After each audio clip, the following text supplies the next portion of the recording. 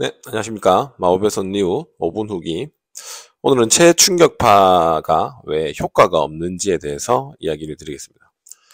병원에서 정말 많이 이제 치료를 받는 체충격파 치료인데, 보통 뭐 우리 어깨, 팔꿈치, 발목, 뭐 아킬레스나 족저근막염 이런 데 많이 받죠. 받는데, 대부분은 아마 받으면 효과가 좀 있을 겁니다. 있을 건데, 보통은 아마 1회, 2회, 3회, 4회 이렇게 뭐 5번 이상 아니면 10번 이렇게 받으라는 경우도 있는데 5번 이상 받아도 효과가 없는 경우가 많이 있습니다. 어, 그 이유에 대해서 조금 설명드리려고 한 거고, 그것보다 일단 먼저 알려드리고 싶은 거는 체충격파가 그러면 엄청 대단한 치료냐.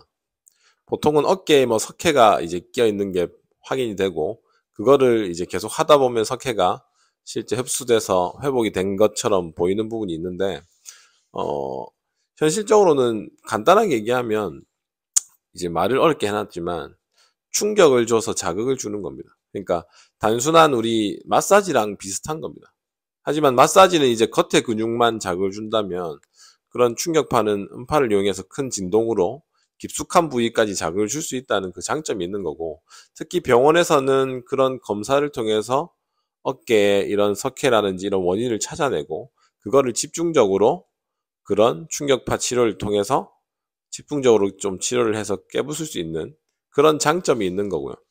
그렇지만 이제 그런 치료를 뭐 5번 이상 받아도 효과가 없는 분들이 많이 있습니다. 뭐 저한테 오시는 분들 거의 다 그런 분들인데, 그 이유에 대해 설명드리면, 병원에서 진단을 내리는 어, 방법은 구조적인 부분에 대한 진단입니다. 그러니까 어깨가 아프면 어깨 자체를 찍어보고 살펴봐서 거기에 문제될 만한 것들이 있는지를 찾아내는 겁니다.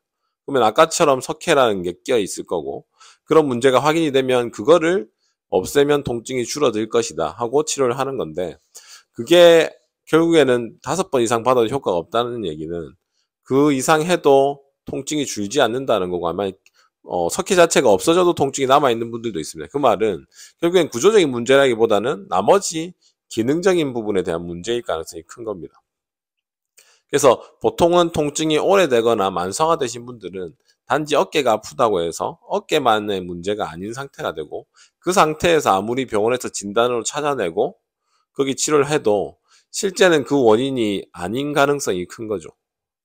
그래서 몸 전체에 대한 부담을 좀 줄여줄 수 있는 것들이 필요하고, 그 기능적인 문제를 찾아내서 실제 원인을 찾아내는 게 더 중요하다는 겁니다. 그래서 대부분은 뭐 충격파 치료를 받으시게 되면 안 받는 것보다 효과가 있습니다. 있지만 한 5번 이상 받아도 효과가 별로 없다고 한다면 그 원인은 다른 부분에 연관돼 있다고 생각을 좀 하시고, 그 다른 부분을 연관해서 치료할 수 있는 곳을 좀 찾아서 치료를 받으시는 게 좋을 것 같습니다. 네, 이상입니다.